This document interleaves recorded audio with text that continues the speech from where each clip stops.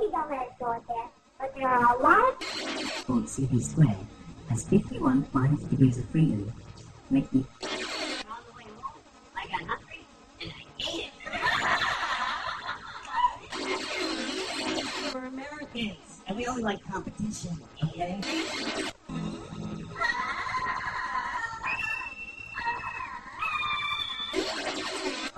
I'm eating, and I'm reading a book, and this waitress comes up.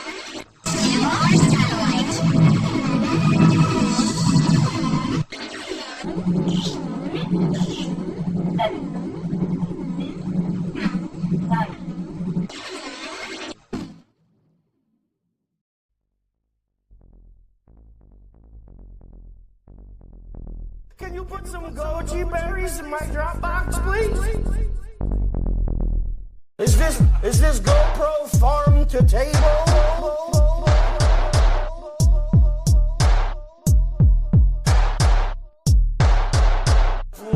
NFL anywhere! You can watch the NFL anywhere, then why can't I watch it on the damn toilet, Linda?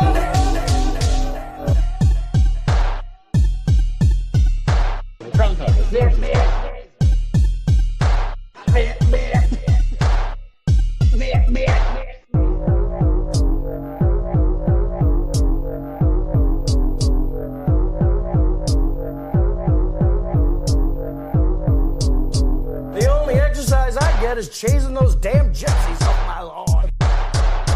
Let's do it. They're like, oh, trick or treat. Well, guess what? We already got tricked. It's called Pearl Harbor. Guess what? We already got tricked. It's called Pearl Harbor.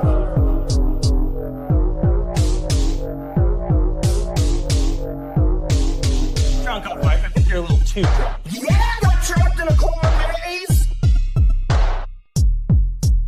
Oh, excuse me. I'm sorry. I'm Native American.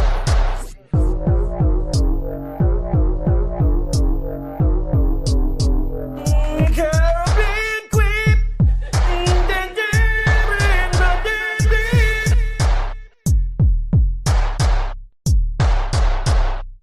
Caribbean queen.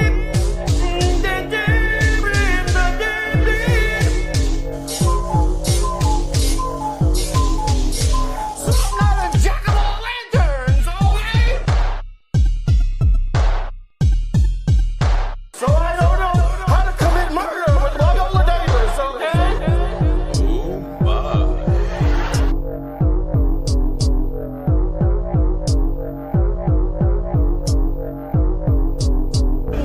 So I'm not a graveyard smash, okay? Alrighty then.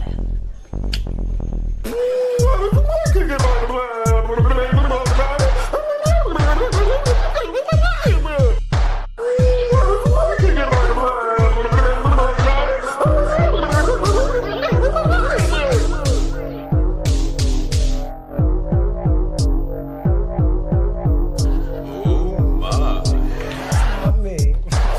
That's not anyone. Hey, you wanna hear a joke? What is black and white and red all over? Newspaper? Oh no, that's better. I was gonna say something super racist, so yeah. You wanna hear a joke? Sure. What is black and white and red all over? Newspaper? Oh no, that's better. I was gonna say something super racist, so yeah.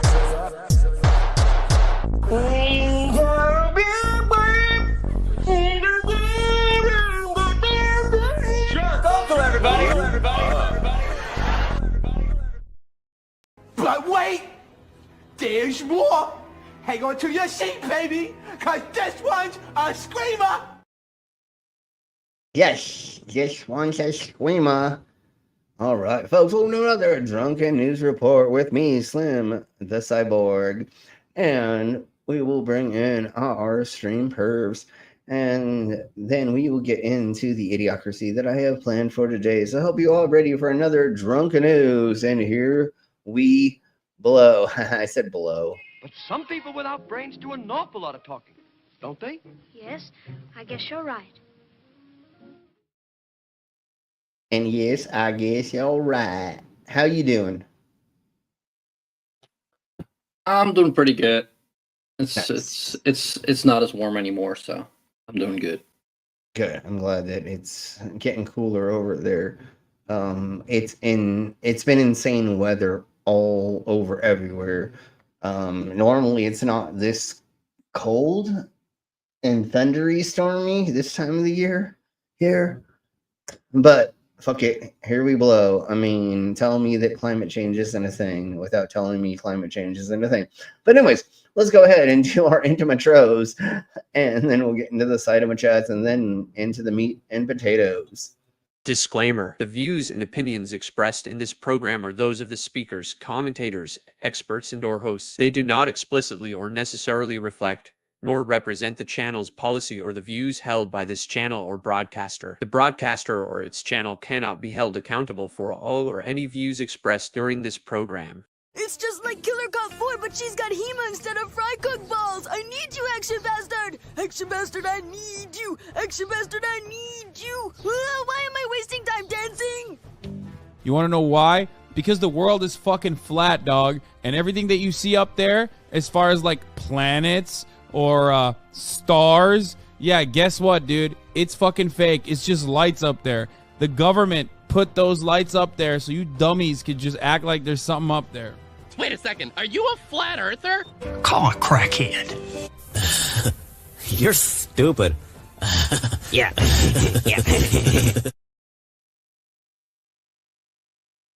Yeah, you're stupid. That fucking intro gets me every time, and I made it. Stupid. What's even how stupid that even is that it gets me every time. Let's say hello to our side of chats, and we have a Majestic Beck. Hey, Beck. What's up? We have Stop the Stupidity. We need a video. Yes, and so here is their commercial. They are one of the channel's sponsor.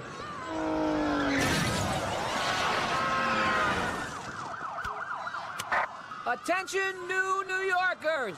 Stop acting so stupid!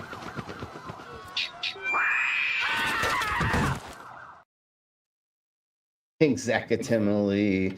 All right. Do the barbecues. I'm jealous. I want some barbecue right now. That sounds amazing. And hello, Carrie. Welcome. Hey, Carrie. We have a noobs, Rob. Yeah. Welcome. Hey, Rob. And hi-lo to you as well. Yeah. We have a demon orb. Welcome, Dorb. Dorbe. We have a J. Yes, and Troy. We have a J. Troy. Yeah. Yes, go fry executively. Good to see you as well as always. Stop the stupidity. And before we get further into this, I'm going to say really quick. For $10 more, if somebody donates to the things at the bottoms, and I'll put it in the side of my chest in just a second. I'll eat a bug. We need just $10 more to eat the bug. I still would like a little cushion of money just to be able to make sure that I have enough money for me and Kitty Cat this weekend, even though I get paid. But you never know when you're going to get paid for. Is that Rob? Are you ketamine me? Is that really you, Robert? Jesus. Okay. Anyways, who is Robert? My homies Robert and Carrie. That I all the time that I think I've shared photos of us camping together and stuff like that. They're the camping buddies. Yeah, they're the camping buddies. So, is that what Ivy is doing right now? Is doing computer stuff? Okay, that makes sense. All right. No, not computer stuff. Real Windows. Oh, yeah, like actually installing. Okay, that makes sense. Yeah. All right, so now let's go ahead and get into stuff and things and stuff. Stuffing things. Let me just real quick. Like I said, if we could just get 10 more bucks. Naked camping, yes, we're gonna be doing that hopefully later this summer. Yeah. So let's go ahead and naked camping. we'll be That doing sounds that, fun. and then Well, it depends on how many mosquitoes are there. Those fuckers always get me. Oh, I'm gonna grab this and then put it there. Jesus Christ, my brain skipped for just a second. So what nice weird shit do you have for us? Yes, we'll get into that in just a second. As soon as I get, and then if we get $10 more, I'll eat a bug from these links. So bug eating, and then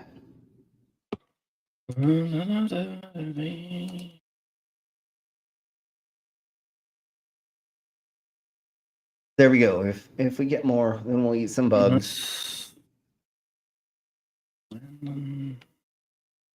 I don't feel like we went over this yet, so we definitely should. And if we did, just call me out, everybody, because that's how it blows. So let's go over here, share. So hundreds of robots move a city block. So here's this. Just watch how crazy this is.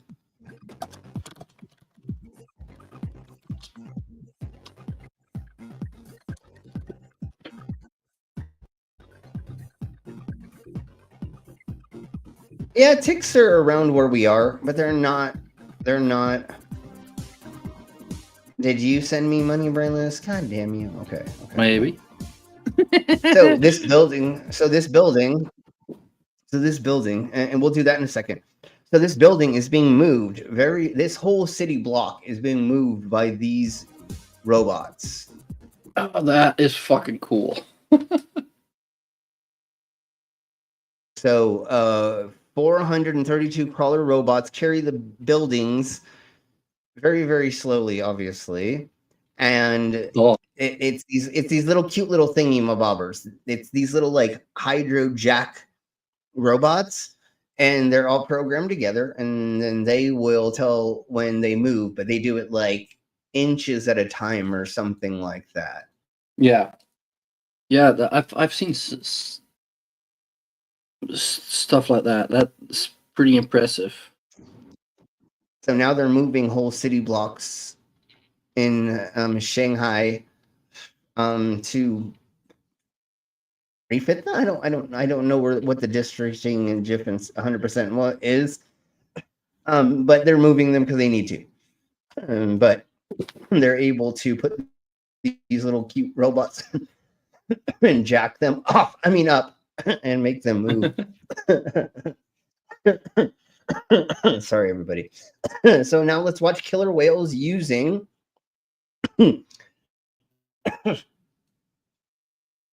kelp for possible grooming tool. So to like scrape barnacles off each other and or to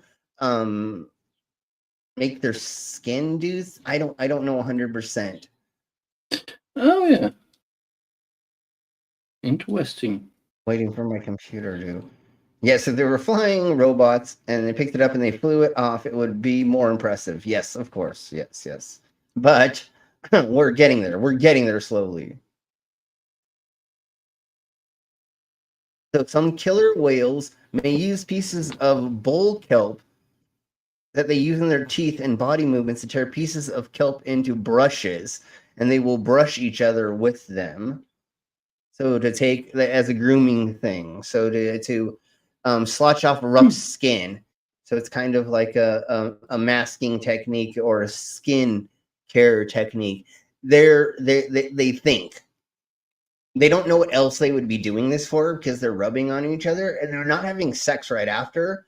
So it doesn't seem to be for a sexual thing. It seems to be more for grooming, and not that grooming, you fucking people. Not the grooming that the Catholic Church does.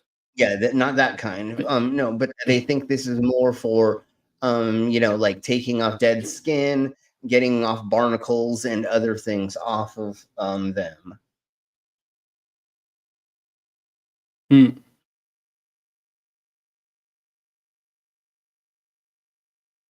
So they rub on each other. Bow chicka bow wow. I mean, if I was a whale, I'd be what? Never mind. No, that's a So, giggity. giggity. Let's get into more fun stuff. And I wish Kitty was here, but that's okay. So now that we have this, there's a rare tropical bird is spotted where?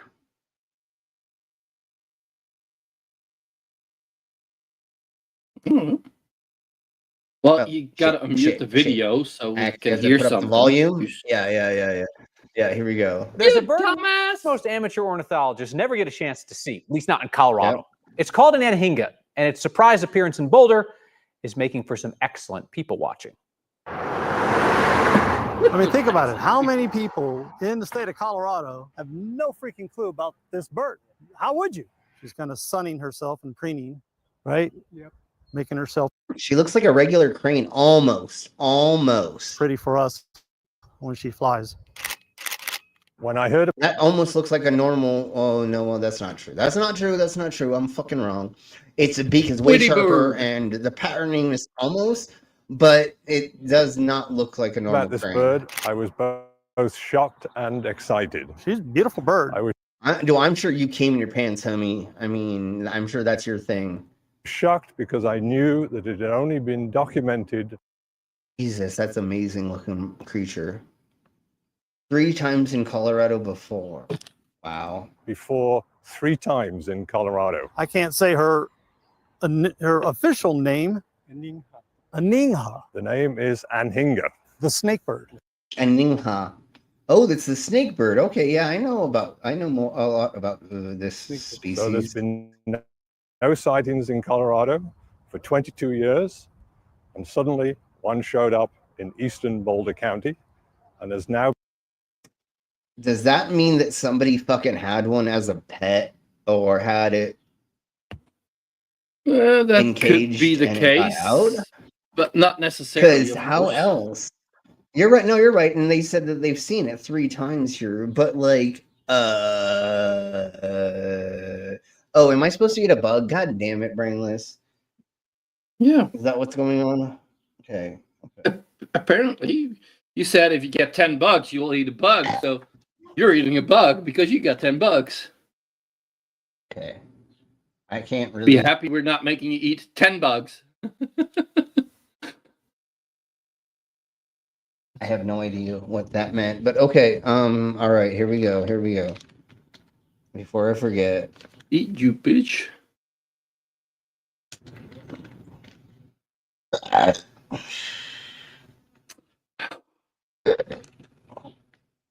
Okay, I have a grasshopper. You dirty little boy. Well, there we go. Yeah, you call it little. I call it pretty big.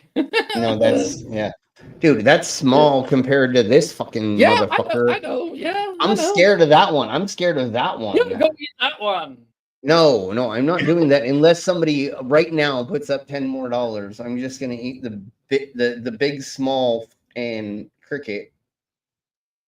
Grasshopper? Cricket? No, it's a grasshopper. I think it's a grasshopper is what they actually is. So or grass cricket.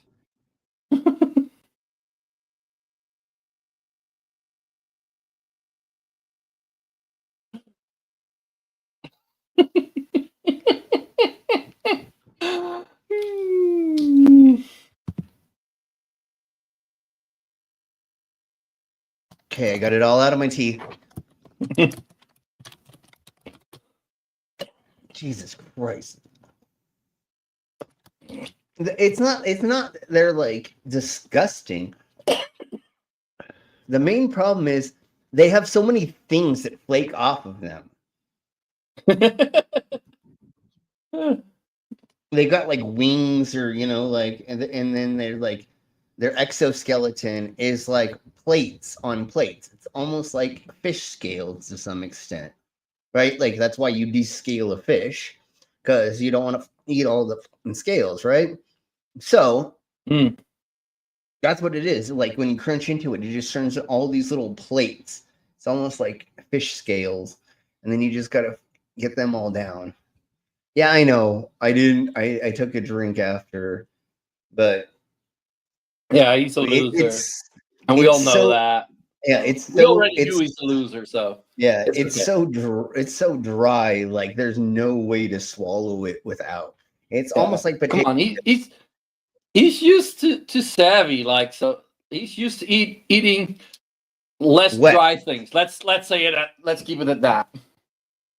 Soaking wet is what we're talking about. All right. Anyways.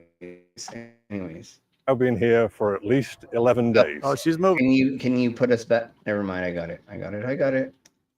This is a tropical species, so it's throughout the northern part of South America, Central America, and in the U.S., its biggest distribution in this country is in Florida. So you got to look for movement. Yeah, I see it though. Yeah. It's not at all certain why it's here, but it's most likely been put off course by some sort of atmospheric phenomenon, a big. Yeah, it's not supposed to be here. So once again, either it was a pet and then got let out, or there's some weird shit going on. I was really hoping that Kitty Cat was going to be here, but it's okay.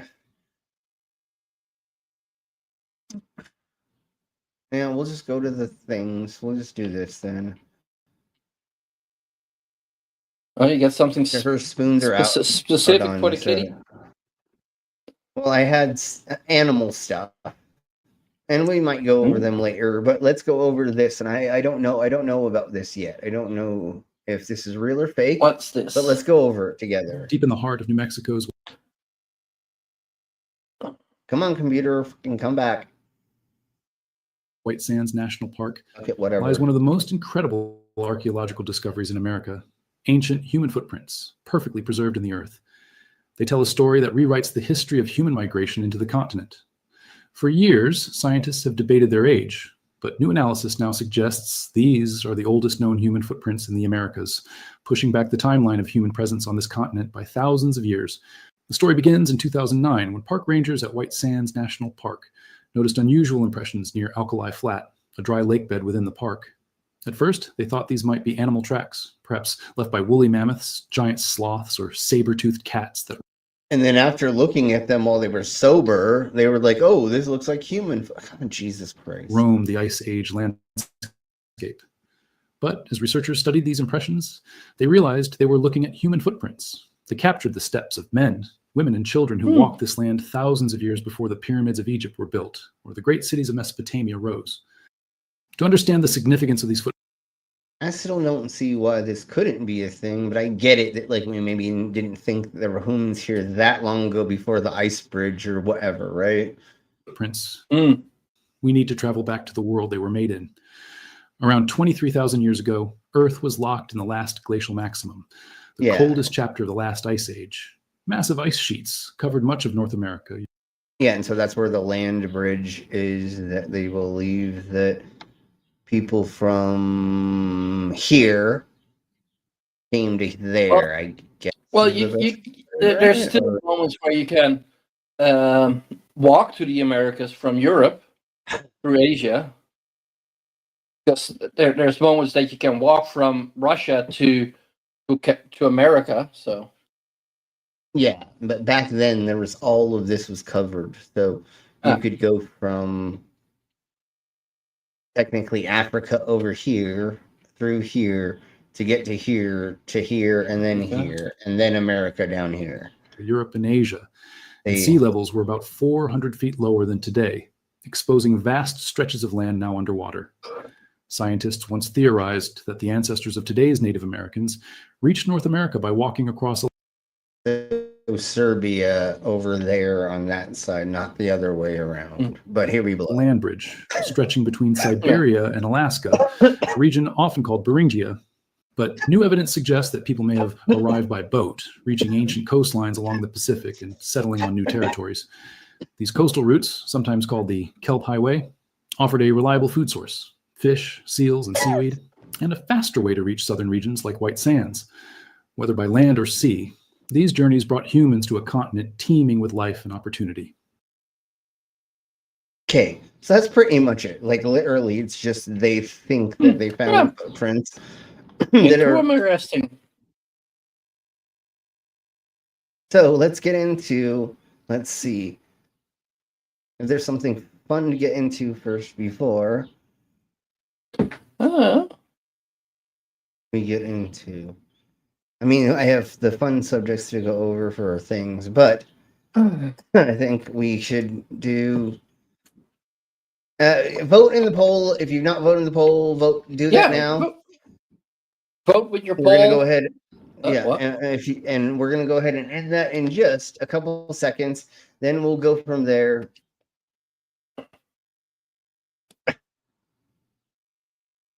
Ten more seconds. Screw it. We're gonna go with that. Okay, Brainless. Yeah. Nah, nah, nah, nah, nah. Hey, that. We got a na in the side chat. Yeah, I see that. And there you go. You're blue, Rob. I kind of feel like I'm gonna regret doing that, but you're blue now.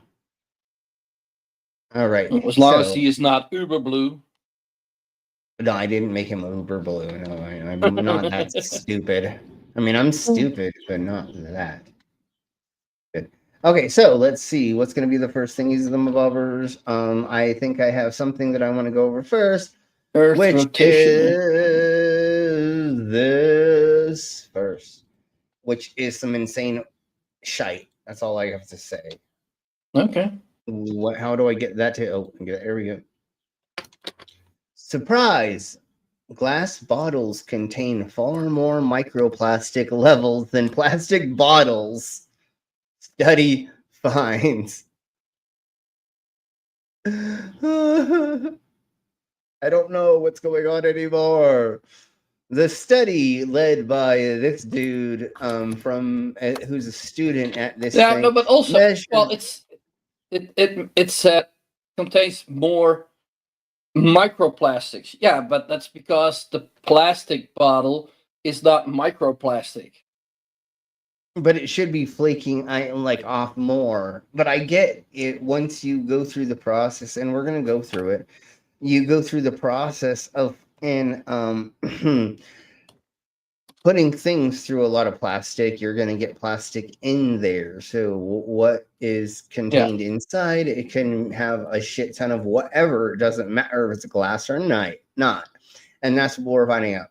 And so 5 to 50 times more microplastics than in plastic bottles or metal cans for some reason. So these drinks, the average that they find of 100 microplastic particles per liter in their glass containers, which we expected the opposite. So you think that the glass would cause there to not be all of those things and stuff. And hello, Commander, and no worries, we totally understand. Commander? So, close. Yep. So once again, and literally, we just went over the whole thing. Literally, they again, themselves don't contain it, but everything around it, or what they put in it, or how they process it does. And that's where they were finding all of the microplastic levels. And even in water, it's already there. Water, and then soda and beer contain. I mean, all of this it just has it in it, and has it in it, and has it in it. That's what it is. Cleaning the bottle caps before, air blowing. There's a handful of things that you can try to do, and there's a lot of stuff and things of. You just said water, and I was playing Minecraft with my little man the other day. Yeah. And he gave me an object, and he said, Here you got a water. Oh, Jesus. even that little cunt is doing that. Oh, my Jesus. I hope it's not because he's listening to Andrew Tate. Obviously not. But, anyway. No. He's got a brain. It's unlike just a new latest. It's just a new weird accent that, actually, a lot of people are kind of doing. So, I mean, all right. So now, it's very British. It just feels nice to say it. I know, that's why I love saying things like that. I hate the way he talks, but it's so fun to talk that way. Yeah, it's fun to say a bottle of water. Bottle of water. All right, so let's get into Earth rotation electricity. Yeah.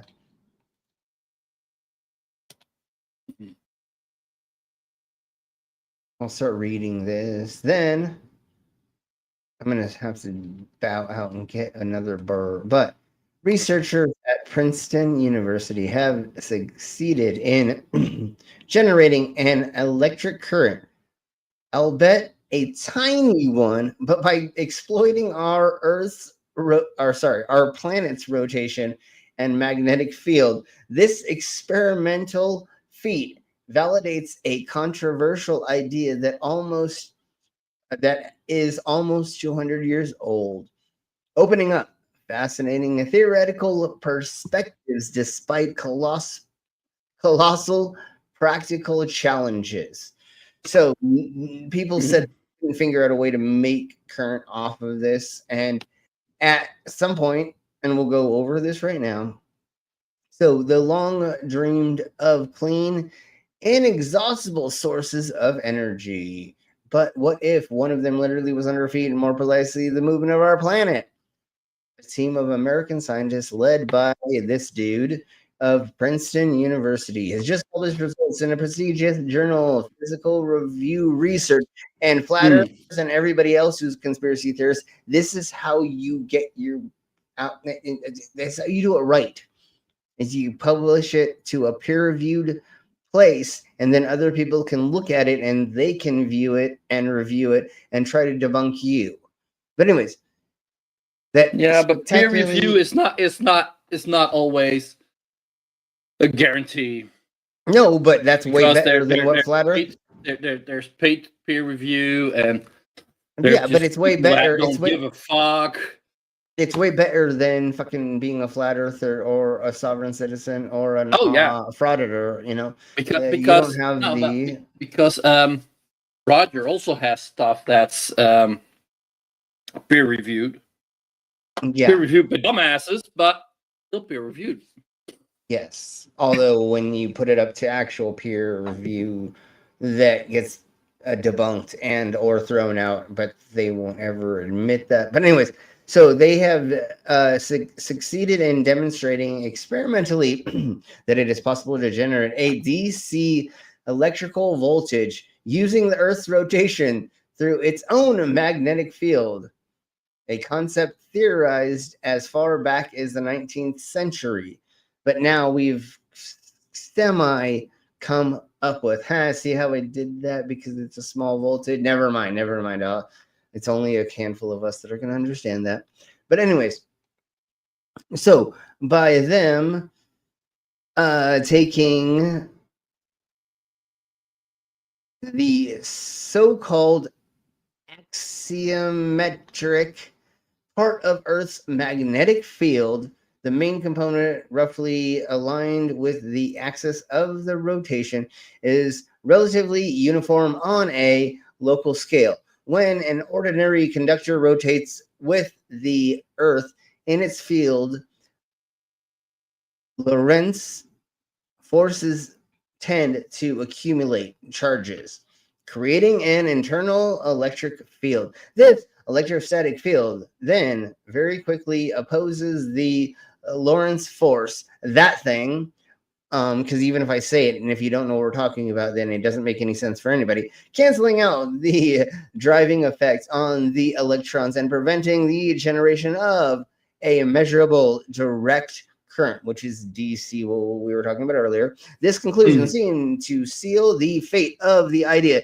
so much so that dude team itself published a mathematical demonstration in 2016 that seems to confirm this impossibility under standard conditions. But by them doing this research here, standard conditions.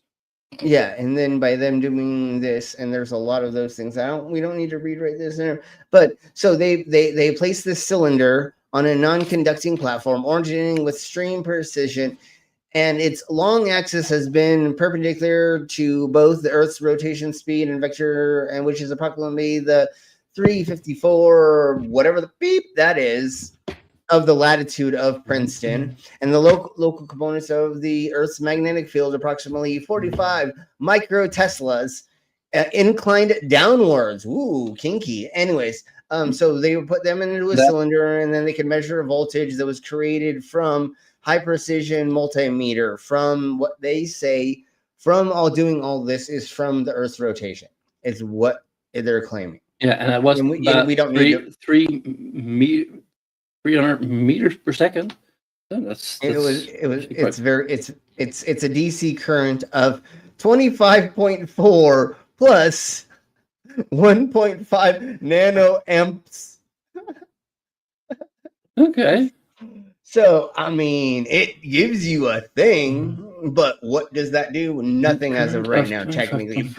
But we can prove now the Earth's rotation with the magnetic field because of this. So technically, this proves the globe again, because this couldn't happen on a flat Earth unless you could prove why it's spinning, and again, why things go down and blah blah blah. That's why I actually wanted to go over this. I go down because I wanna. Oh, yeah, but no, that's why I wanted to go over this, because this technically proves the globe again out of the 15th million gazillionth in time. So it says that it can get 17 microvolts, less than 1/7 of a voltage from this.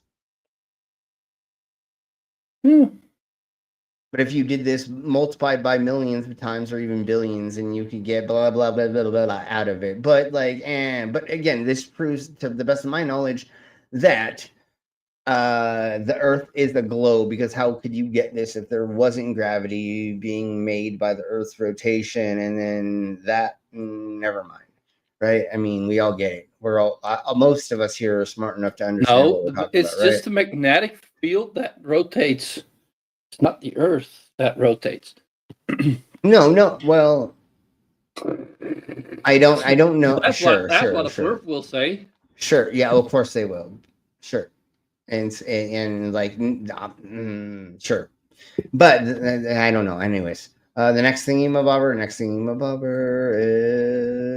is mushroom houses. Yay, mushroom houses! I want a mushroom house. All right, let's open this up and let's share it. Oh, let's just butt fuck it, and we're just going to play the video. Yeah, let's just play the video. Hold on, just calm your tits. Oh, I just have to read it, so there's no actual. Okay, that's fine. That's fine. Czech researchers have just unveiled a revolutionary new eco home built using mushroom roots.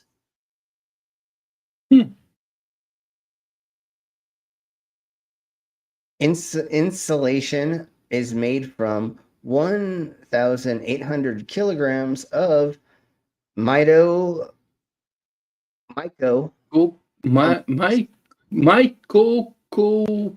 bullshit. Mycocomposite. You're right. It's composite. Sorry, you're right. A material derived from the reishi mushrooms.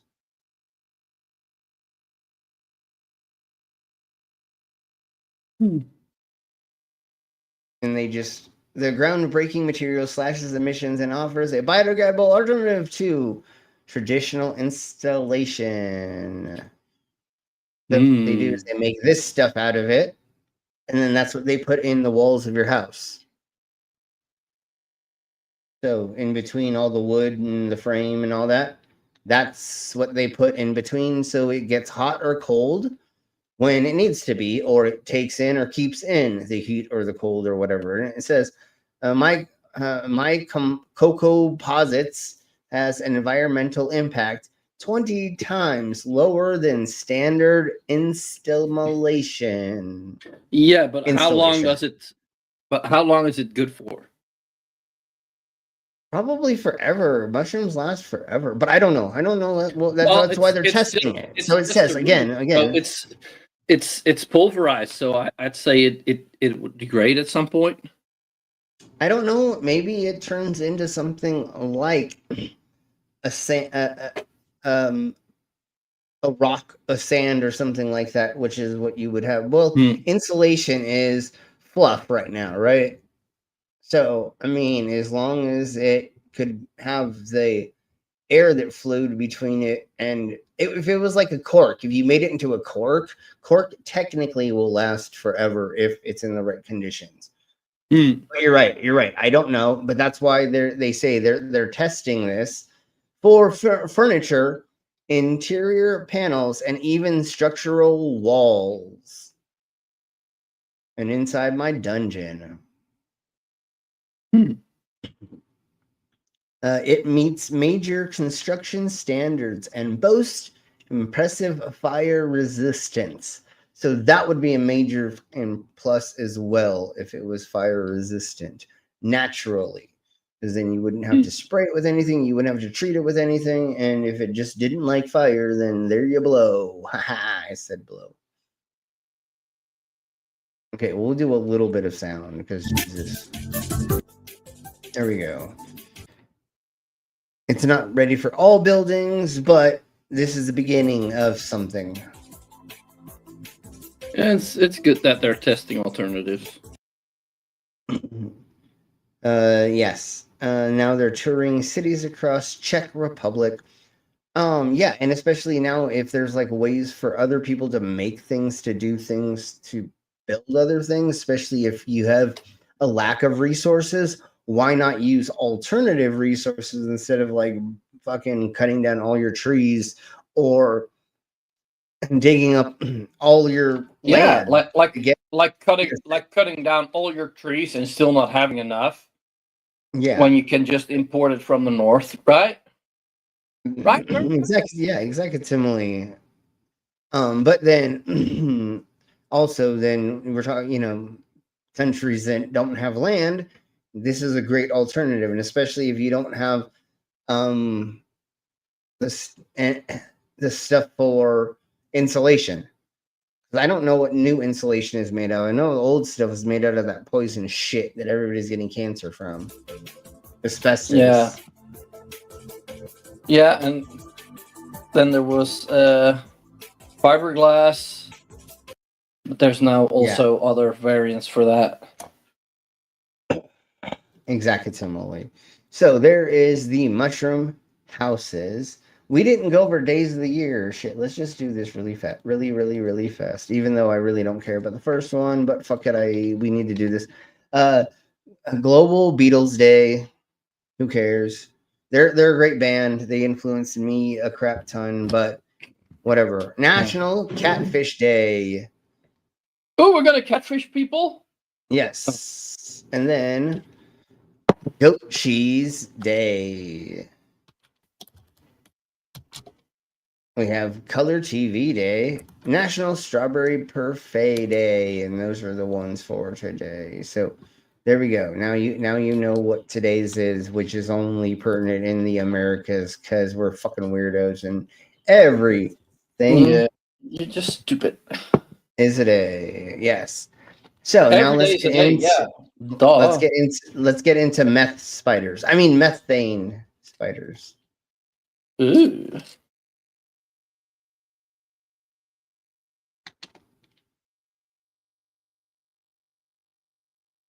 So they have found a new discovery of deep sea spiders that is unlike anything we've seen before. Ooh. 3 newly discovered species in the deep sea spiders farm methane-eating bacteria on their own bodies in a symbiosis quite unlike anything seen before. So they grow these like pods on their bodies that are bacteria that create methane, and then they eat the methane somehow. I don't know how this works 100%. So they found these animals that are underwater about 3,300 feet. Or they don't go further than that, but they go to 1,000 meters. Never mind. Okay, they do. And then the sea spiders are marine arthropods that inhabit these dark waters. But their name is misleading. They're not a spider. They're an They're not even arachnids. What are they then? They are from the genus Ceratosaurus, and they exclusively seep on methane, which is a potent greenhouse gas leaks from the seafloor. Yeah.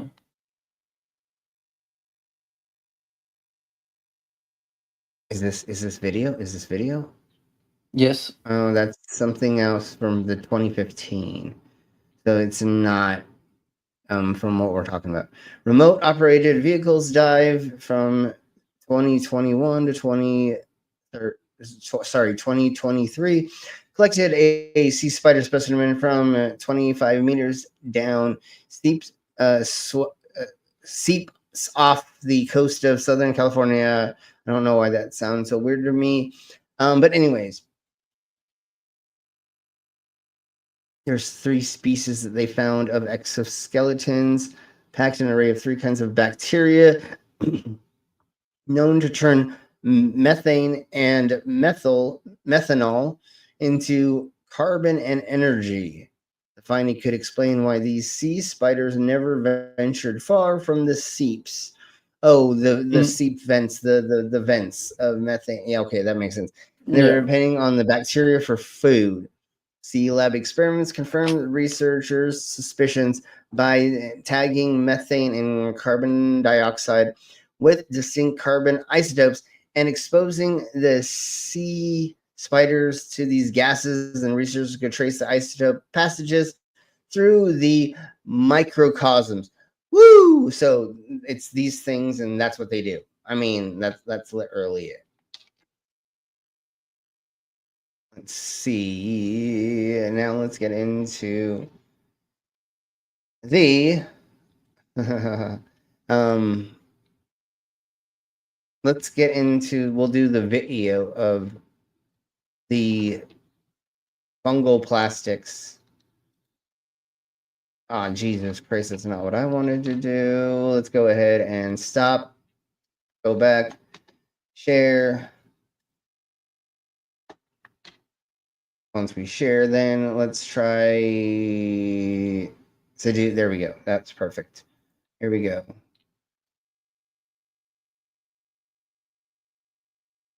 I'm not gonna go 100. Let's go some. Forever.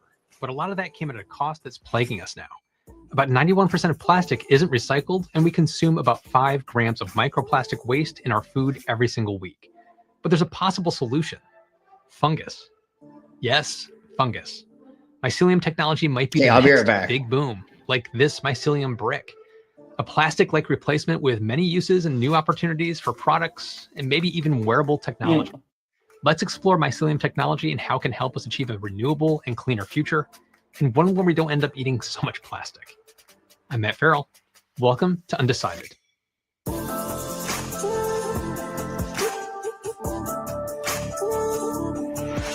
When we think about plastics, different types, shapes, colors, and sizes, like soda bottles, spring to mind. But from a chemist's perspective, they're all made of the same class of materials, polymers. Now, while Bakelite, which was the first synthetic plastic created from organic compounds, was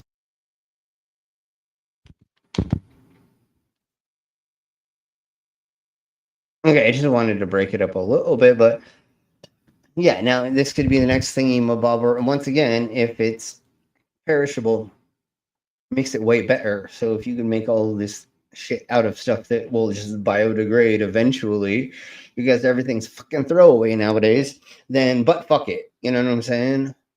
Was created in 1907. Polymers weren't discovered until 1920 by Hermann Staudinger. A polymer is a broad term that encompasses a substance with large molecules made up of repeating subunits that are bonded together. Just as it was for several other materials, World War II was actually a great impetus for the development of plastic and chemical innovations like polyethylene, polystyrene, and nylon. It's kind of a dark side of innovation, but war can help accelerate things. Now later, isn't like the reason we have like almost everything besides what NASA has come with is because of war?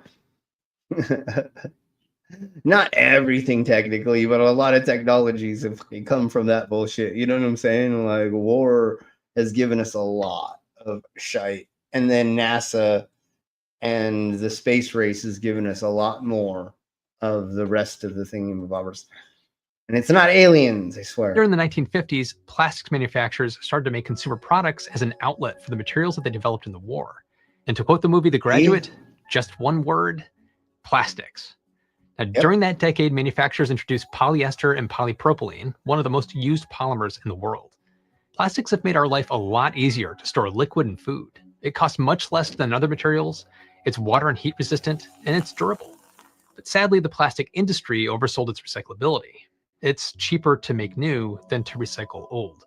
Combine that with its excessive use and non-biodegradable nature, and plastics have become one of the most widespread, harmful substances around the world.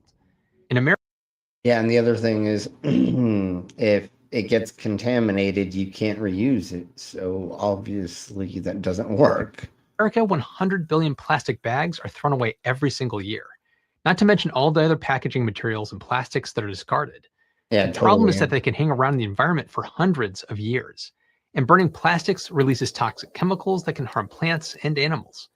But it turns out that we may have a robust, sustainable alternative to replace plastic. Mycelium. Yeah, show me your mycelium. Woohoo! This is great. Now, this organism is the underground root-like body for fungi that produce mushrooms. So if you compare it to a plant, mycelium. I earlier mistook what this was, and I thought it was the gills under here, but it's the roots. Okay. Mycelium is the root, and the mushroom is the flower. The mushrooms that we eat are only a small, visible part of a much larger organism. Now, fungi are important to ecosystems due to their ability to recycle nutrients, allowing previously locked away nutrients to become available to other organisms. And they're surprisingly robust and able to spread easily under the right conditions. All it takes is a few spores to germinate. As it grows, it releases enzymes to digest the surroundings and absorb the nutrients. Essentially, the cells begin to branch out and continue to grow to build a vast mycelial network. Yeah, they branch out all right. And this is where we can tap into its potential. Rather than letting a mushroom pop up, humans can create forms around the mycelium as so underground, there are these huge colonies that they make. And so if we can use those to, like we were saying, this insulation, as those bricks that he was showing for building, they technically should last forever. Like there's not a real reason unless they get that's why they're using mushrooms, I think, is because like even if they get wet and then dry and then wet, they may have properties in them so they won't build up moss, mold, or bacteria or something, right? They may already have the anti-bloss in them so that they won't get black mold or something like that, I guess is the best way. They grow to build predictable structures by providing a framework. This is an example of mycelium grown into a brick form. It's not that different from using molds with inorganic materials like metal or plastic. We're just letting Mother Nature do the work. The production process is kind of simple. It uses a mix of agricultural waste, which could be anything from hemp to wood chips, and it's bound with mycelium structures. After that, okay, so this makes way more motherfucking sense, right? That they're using this as a binder or something, but they're still treating it. They're still doing other things. I'm not saying they're using fake chemicals or anything to treat it yet, but okay, this makes way more sense now that they're saying that it's made from in a certain way. That we have the base material for most mycelium-based products, known as the foam. This mixture is put into molds for whatever you're trying to make and placed into an environment with controlled CO2, humidity levels, airflow, and temperature. It's a pretty quick process because fibers can be found just after a few hours and a visible layer after just a day or two. And usually within a week, the mycelium foam fills the mold, so overall it takes about a week.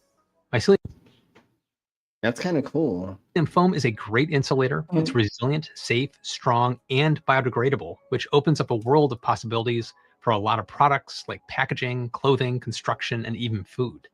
Now, unlike plastics and other synthetic materials, which can take hundreds of years to See, that'd be great for packaging because then if it's only around for months or something, Yeah. then you could throw it away or put it anywhere and it's going to decompose technically. Yeah, exactly. Especially if it's in Shani's grave vagina. Never mind. I'll stop. Mycelium-based products naturally degrade after their intended product cycle. A nice bonus, mycelium foam is inexpensive and cost competitive with polystyrene foam. Nice. Now, mycelium technology has spawned a lot of companies from several industries around the world. The pioneer was Ecovative, which introduced mycelium technology in 2006. With more than... See, this is what I'm thinking is a good idea for this, is that the packing stuff for electronics, everything, to hold it into place so it doesn't fucking break. This is amazing because you can't go wrong. If they throw it away, then it will compost. If they compost it, it composts. If they put it in the recycling, it technically will. I don't know. Eventually, there will be a place for this in places. You know what I'm saying? Like it'll, like if you have the composting bin, which we have here, you put it there. So yeah, this is great and amazing because I hate all of the plastic waste for when I get something shipped to me. 40 patents in 31 countries. Most mycelium composites and materials out there are actually made under their license. Now, Ecovative develops several branches of products. Yeah, see, that'll hold this bottle. I mean, all kinds of fun things. Its That's Microflex amazing. technology, for example, is used to produce everything from lightweight insulating lofts for gloves to high-performance foams and footwear. It's heat-resistant, insulating, breathable, and very strong. In packaging materials, they've created a high-performing, cost-competitive solution that provides thermal insulation. And then once again, the way that this fucking world works is we only have things for so long. So if it's in your fucking shoes, you only have your shoes for like how many years, if you even have them for that long? Like say they're running shoes. It's not that the fucking mushrooms went out. There's a lot of other things that'll go out on the shoe probably first, until you only have it for this long. Well, of course, like maybe it's not a permanent thing for everything, but at least it's better for everybody than in synthetics that are going to be around for 1,000 years. Water resistant and decomposes in the soil within 45 days. It's a great alternative for polystyrene. So for all those white trash people, all they got to do is just go and throw it in their fucking yard, which they do with all their trash anyways, and then all of a sudden it just composts itself. And then goddamn, bro, you just got some goddamn motherfucking free food for your goddamn weeds. But at least it composts and biodegrades. Well, they don't have lawns. They don't have gardens. So if they just like leave it on their meth fucking property, like it's the weeds and meth that are going to be fighting for the compost. And even better, mushroom-based packaging uses only 12% of the energy from plastic production and generates 90% less CO2 equivalents. Some examples of companies licensing the technology are the Magical Mushroom Company in the UK, Paradise Packaging Company in California, Grown Bio in the Netherlands, and Biofab in New Zealand. Everybody go and look up these companies if you have anything to do with packaging or any of the things they forementioned. Because we talked about places that are around all of us that are here in the stream pervs. So go check these out and see if there's a way to get involved or whatever, just to be more bio and more mushroomy. And IKEA announced that they're going to replace styrofoam packaging with microcomposite for all of its products. I wonder if they'll give it a name. Now, Ecovative has also spun out Outlast Food Company, which creates whole-cut plant-based meats. And unlike other plant-based meats, the products from Outlast have almost no processing. And apologies to the vegetarians out there, because this might be a little gross, but part of the reason it works so well as a fake meat is because mycelium fibers grow together in a tissue that resembles the fiber-like texture of muscle tissue. Yeah, a lot of the vegan stuff that I used to eat with my ex, and I have dated a couple people who were different versions of not eating meats. A lot of times things were made out of mushrooms that they manicured into looking like a steak, or they would take it and cut it up and chop it up and put it through a grinder like a burger, and then they would clump it together and make it look like a burger. But you never mind. Some stuff is good. The Morningstar stuff in the green packaging, most of their stuff was pretty decent. They had these chicken strips that I think were made out of mushroom, that were seasoned, and when you would cook it up and you would put it in a tortilla and make it into a taco or a burrito type thing with all the Mexican seasoning, all of the you use Mexican seasoning and taco seasoning and blah, but never mind. It, like, you'd eat it and be like, I can't tell the fucking difference. Like, it was awesome. But most of the stuff, like I was getting at, it was made from mushrooms. Tissues and animals. Interesting, if not a little gross. So we've had packaging and food, but what about clothing? Bolt Threads is using their Milo technology as a sustainable alternative to leather that we'll be seeing in the market through their partners. And we talked about this before, for sure. Which I'm sure you're very familiar with, like Adidas, Kering, Lululemon, and Stella McCartney. I'm going to say screw all of them except for Adidas, but I'm very biased. But I think all the other things, and probably Adidas, are not good companies, let's put it that way. And by the way, Adidas has recently launched the Adidas Stan Smith Milo. It's the first shoe of its type made with mushroom-based material. It was used in the classic 3 stripes, the heel tab overlay, and the signature branding that they're... I want them, why are they white? I don't like white. I don't want white shoes and like tan bottoms. Dude, what am I? Like, I'm somebody who doesn't fucking ever walk when it rains or does anything. Like, I would love these shoes, but if they were black and gray or dark colored, I'd be down. I wonder if they do them in those colors. I'll have to look it up. But they're probably $1.5 for no reason. Shoes are definitely known for. One question you'd be asking yourself, because I know I was asking it when I was learning about this stuff, is the fungus still alive and can it keep growing within the product? No, obviously they're gonna fucking kill it and they're gonna make it so that it. Yeah. Let him tell us, but obviously no. Products. I don't think I'd want a pair of growing shoes. No, obviously. Although that might save parents a lot of money if their shoes were growing as fast as their kids. But for most commercial products, mycelium is heated long before it reaches the customer in order to kill it. Yeah. Maintaining the product's intended form and to prevent growing mushrooms and... Yeah, you couldn't fucking... You couldn't put a fucking glass bottle in it if it was going to grow and it was going to break it and turn, Like, obviously, it's fucking frozen in time because it's dead. Obviously, that's what's happening. Spewing spores. As if the trifecta of packaging, food, and clothing wasn't enough, let's step up to the quadfecta. But before I get to that, I'd like to thank today's sponsor. And we're going to have to skip that. Let's just get to the next thing. Let's get to the next thingies and the mobobbers. Because I want to get to more. So we obviously understand all of that stuff. Kinda. Sorta. We have the 3D printed... Okay, let's do this really quick. And then I want to do like one fun thing, and then we'll get out of here. And I know that people have already the 3D printed glass. That's not exactly what we're talking about, so here we go.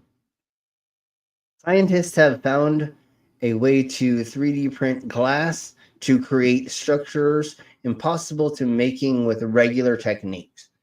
So they're able to 3D print a glass-like structure without extreme temperatures. Unblowable structures? Yes, definitely. A special mixture used provides good structural integrity, diverse design possibilities. Researchers are focused on enhancing the optical clarity of the glass for various applications. And so, what are they talking about? They're talking about using it, and we'll get to what they are talking about and why they want this. Excuse me. So, what they can do is to print this glass-like structure. They take a silicate ink that reacts with silica particles to produce a rigid silica glass composite at room temperature. By putting it through this nozzle and then going through here, and then the sodium silicate solution, functional nanoparticles, fumed nanoparticles. So when they do that, they can put it through this thingy-mabobber, and it creates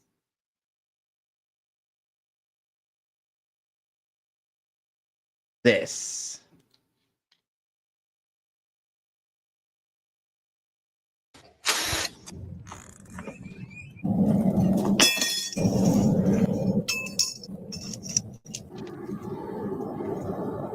So they take these rods and they put them in here.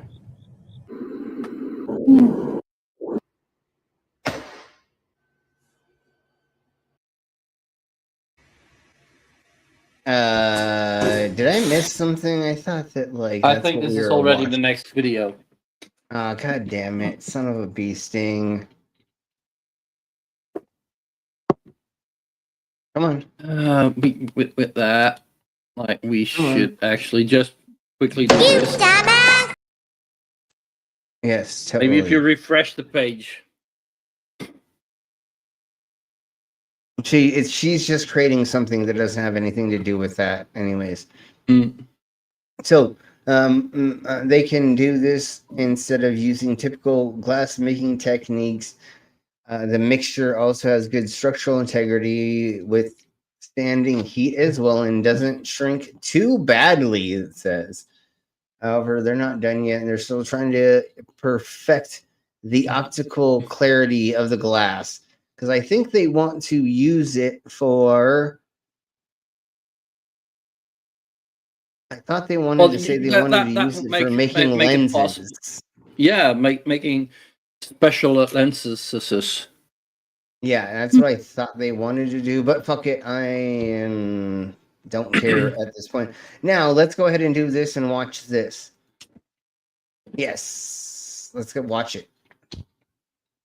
And then we'll get then you first got to share it. No, I know, I'm doing that. And then this, and then that, and this, and that, and this, and that. So this is some researchers at the UC San Diego, which is the University of San Diego, tested a 10-story building with an earthquake simulator. So let's find out what happened when this happened. So, like I said, that happened, and this is this building. The test reenacted a 6.9 magnitude earthquake. I said 69, which is amazing. So this is just, they figured out a better way to test these, and this is one of the first times that they've tested a 10-story building in this way. And it didn't explode. It didn't fall over. An innovative building system that we can use in the United States that can work in earthquake country as well as everywhere else, can be constructed quickly, can be sustainable, all the things that we need to try to build more housing and more commercial for the U.S. Ooh, listen. It says the super slim steel withstood the simulated tremor. That's what you get. When you fuck me, then you get a super slim steel. Yeah, exactly. That was fucking awesome. That was great. Yes. So anyways, here we blow.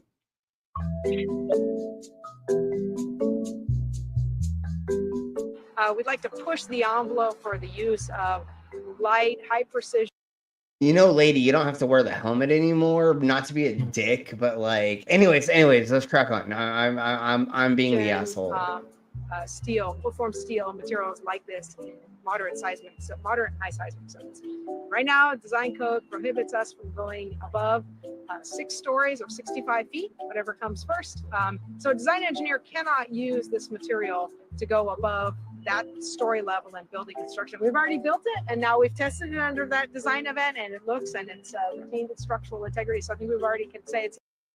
So what she's saying is, in the past or as of right now, in certain places in the Californias, you cannot build a building over 6 stories in a certain way. Because of this steel, now they are proposing they can do a 10-story building being built in this way. So now they have to go to the government and they have to see if they will, but that's what they're proving right now is this steel and the way they're building this building should be up to code for them to build taller buildings. So we have more living spaces and more everything. There's a lot of things that you can put in a 10-story building instead of a 6, you know, especially when you're running out of space. And I know California is fucking huge, but when you're talking about just like these big cities, well, now you can add fucking stories onto it. And that would be amazing if you could do that. And or when you're building a new building, now you can get a couple more stories added to it, and now you're taking up less real estate, which is the land you're taking over. Like, I'm okay with it being fucking tall because that's okay. You're taking up less land. Sky space and then taking up light pollution. I think it's going to happen anyways, even if you take it over, and there's going to be that anyways, especially in a big city or in a town. And, you know, there's not a lot of places that there's not a lot of light pollution. So, but fuck it. So, I mean, that's not really a thing, but it would be nice if we could have more things that had more things, and especially living spaces. We could have more condos. We could have more apartments. We could have more low-income housing and things like that in spaces. And more often, that would be awesome. Like, I think they first should convert existing buildings, but then your whole zoning shit has to be overthrown. Like, how many offices are empty? How many malls? Like, well, if you got that's a mall, what we're hoping. You could make an apartment building out of that. Okay, well, hold on, but that's why we break those down, and then we could build this on top of. Like, that could also be. Things are so fucking semi-permanent here that, like, we literally put things up, and like a year later, it gets taken down, and another building is there, and then you just take it down and put a new. I mean, literally. You're the people that emit all those carbons. Yeah, well, it's not me. I don't know anything about this, but it's not. You know, it's when you look like. Things happen that fast over here. You know what I'm saying? Like, nothing's permanent here. So you can just tear down anything you want and rebuild a new structure, especially for a corporation. That's easy to happen. So let's have fun before we get out of here. Although yeah, nobody's here watching, so let's just have fun before we get out of here. And it says there's 6 people watching. I wish there was. Yeah, I know, and it's all of them. But no, Reader of Pain, how are you doing? Welcome, Reader. But nobody has been posting in the side chat. Nobody's been. But anyways, I want to leave post in that side chat. I want to. Oh, god damn it! I didn't. Why? How did that happen? Okay, hold on. I did this wrong. Yes, of course, I am a dumbass. So here we blow.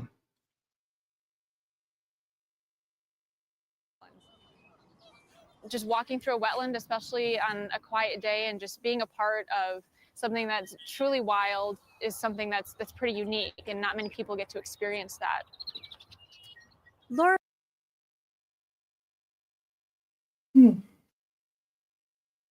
I'm just gonna let my computer catch up in case it is lagging. No worries. No, it's okay. There's no worries about it. Just you know. Here we go. Laura Guderian is Watershed Restoration Coordinator for the City of Gresham. A lot of our wetlands are gone. A lot of our floodplains that used to run alongside our creeks and flood are pretty much gone, a lot due to just development and urban centers growing. So wetlands are pretty rare. In fact, Oregon has lost more than half of the wetlands that existed here when the first settlers arrived. This wetland is... There's just this one pond. That's the last one. No, sorry. Okay. So now let's get into the turtles. 3, 1 big adult female. Painted turtles got their name because they look like somebody painted them with a paint Oh, they're so beautiful. And they're so beautiful. brush. The yellow stripes that decorate the turtle's legs, neck, and tail, as well as the bright orange patterns on the undercarriage or plastron, are unique to each individual. But what's really striking is how rare this particular population may be. We've been told by Oregon Fish and Wildlife that this is the last urban population east of the Willamette. That's crazy. It's very rare to have a big, healthy population of native turtles like this, especially inside an urban core. It's pretty important and pretty special. Yeah, that's crazy. Being because all these weirdos overfish them, and then they... Yeah. Okay, let me just double check one thing. Okay, yeah. I think it's that time. We're gonna get out of here. I'm gonna go spend time with Kitty Cat for a little while. So thank you very much, everybody, for being here. Thank you, Brainless, as always. Tomorrow is... I don't remember. God damn it. It's Thursday. Yeah, what does that mean? But I don't know what the stream is, but it's okay. We'll see you all there for it. Tomorrow.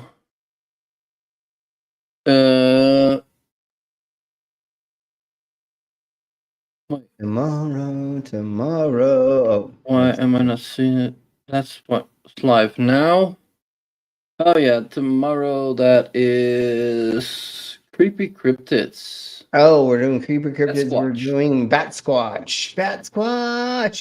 I hadn't really heard about this thingy revolver very much until just recently, and then it's exploded on the interwebs in the last week or something, I guess, kind of. So we're gonna go over all of the stories because nobody really has any footage of it, obviously, but there's a lot of stories of it. So we will go over that tomorrow. It's going to be silly and fun, and hopefully we can get Dave here because he is our Squatch expert.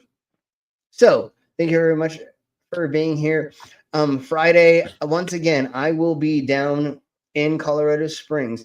If anybody does not mind throwing a little bit of money to make sure that I know I'm going to get paid, but they don't pay me for like a week after, and we're doing collective tips, so I don't walk away with tips like I normally do. And the hotel is going to ask for a bunch of money for incidentals before. So because we're getting it paid for from a thingy, never mind. So if anybody who just wants to make sure I have gas to get back, for sure, that would be amazing. And if we get another $20, I will definitely eat a bug next time on stream, which we did tonight for the things and stuffs and the bobbers. But anyways, we'll see you all tomorrow. Same freak time, same freak channel. So Friday I will not be doing a game stream because I will be down doing the after party for Galaxy Fest. Everybody look that up if you are going to be in the Colorado Springs area and come out and have fun with us. I will have my new kitty cat assistant being out there with us. I now have Shiva being my assistant, and then Kat will also be on board, and that's the new version of the Faded Freak Show as of right now, and we may bring a couple more people on board, but we'll see, because events are being very, very weird right now because of what fucking Trump did with the tariffs. We don't have the same events, but I'm not gonna Anyways, we'll talk to you all later. Thank you very much for being here. We're getting the fuck out of here. Bye. Bye, bitches.